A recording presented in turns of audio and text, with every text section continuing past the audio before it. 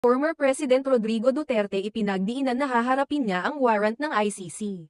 Ipinahayag ni dating Pangulong Rodrigo Duterte noong Martes na handa siyang harapin ang warrant of arrest na ipinalabas ng International Criminal Court, ICC, kaugnay ng mga alegasyon hinggil sa madugong kampanya laban sa droga na isinagawa sa ilalim ng kanyang administrasyon. Ayon sa mga ulat, iniimbestigahan ng ICC si Duterte sa mga posibleng paglabag sa karapatang pantao kaugnay ng kanyang war on drugs. Subalit, hindi ito naging dahilan upang siya'y matakot o umatras. Sa isang panayam sa GMA Integrated News, sinabi ng dating Pangulo na tutugunan niya ang isyu ng may tapang at hindi tatakas mula sa pananagutan. I would say that not really appear or non-appearance but I will deal with the problem directly as a lawyer.